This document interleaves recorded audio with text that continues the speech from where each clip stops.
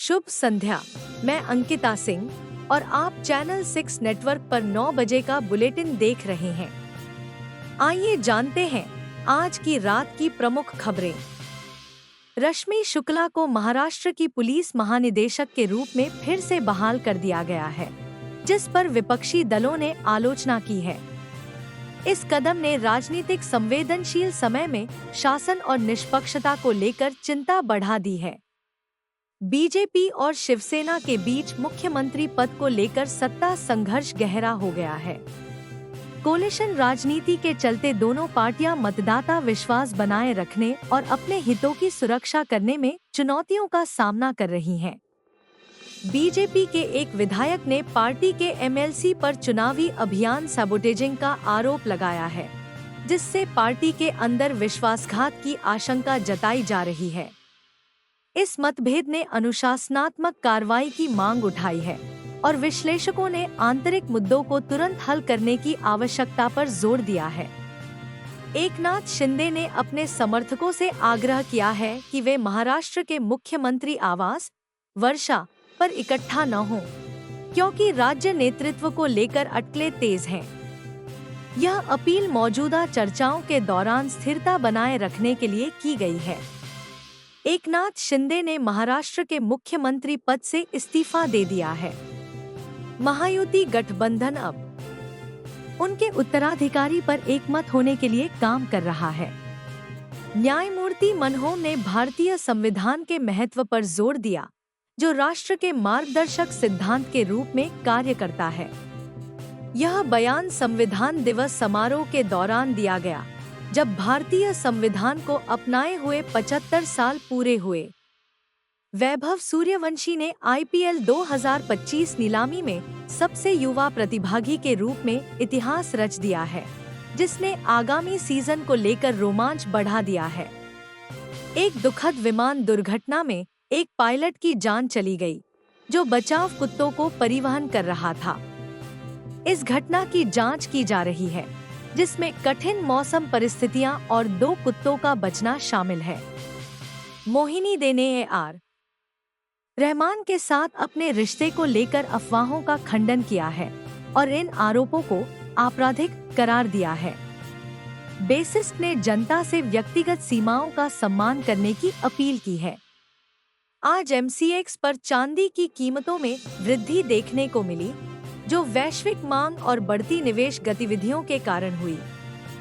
Odisha FC ने Hyderabad FC को 6-0 से हराकर आईएसएल 2024 में शानदार जीत दर्ज की, जिसमें प्रमुख खिलाड़ियों ने बेहतरीन प्रदर्शन किया।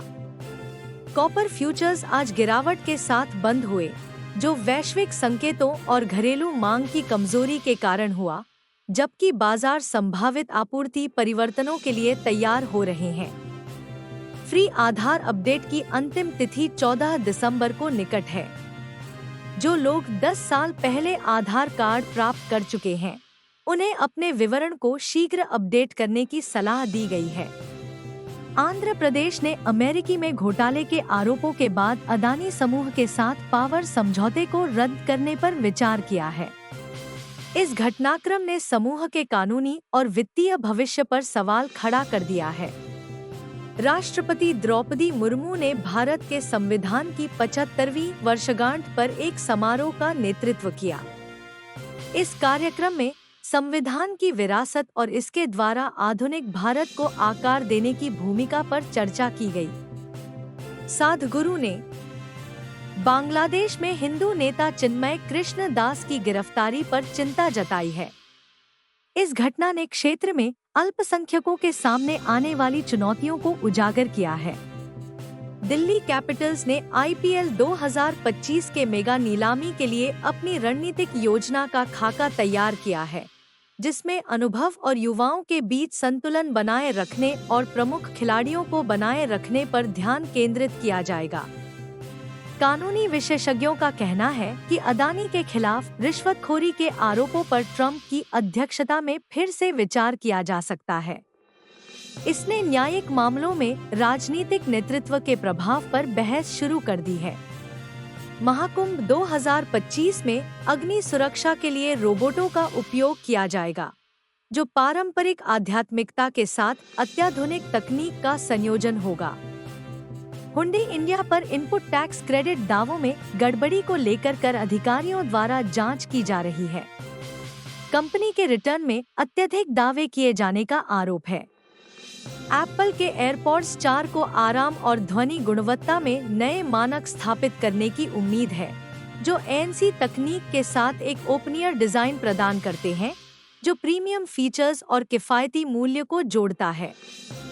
Mohammad Aamir Abu Dhabi T10 2024 में न्यूयॉर्क स्ट्राइकर का नेतृत्व करने के लिए तैयार हैं, अपनी टीम के साथ लगातार दूसरी बार खिताब जीतने का लक्ष्य रखते हुए। भारत की नई पैन 2 पहल, जिसमें एक QR कोड अपडेट शामिल है, नागरिकों के लिए सुरक्षा को मजबूत करने और कर प्रक्रियाओं को सरल बनाने की उम्मीद है। बांग्लादेश में हिंदू नेता की गिरफ्तारी के बाद व्यापक विरोध प्रदर्शन हुए हैं, जो क्षेत्र में अल्पसंख्यक अधिकारों और धार्मिक तनावों के बारे में चल रही चिंताओं को उजागर करते हैं। मोरेना में एक अवैध पटाखा फैक्ट्री में धमाका हुआ, जिसमें 4 लोगों की जान चली गई और 7 अन्य घायल हो गए। इस घटना ने त्योहारी सीजन के दौरान अनियंत्रित उत्पादन के जोखिमों को उजागर किया। RBI के डिप्टी गवर्नर स्वामीनाथन जे ने MSME से डिजिटल भुगतान और औपचारिक पंजीकरण को अपनाने की अपील की है, ताकि उनकी वित्तीय स्थिति को मजबूत किया जा सके और स्थिर विकास सुनिश्चित किया जा सके। इसी के साथ आज रात का बुलेटिन यहीं समाप्त होता है।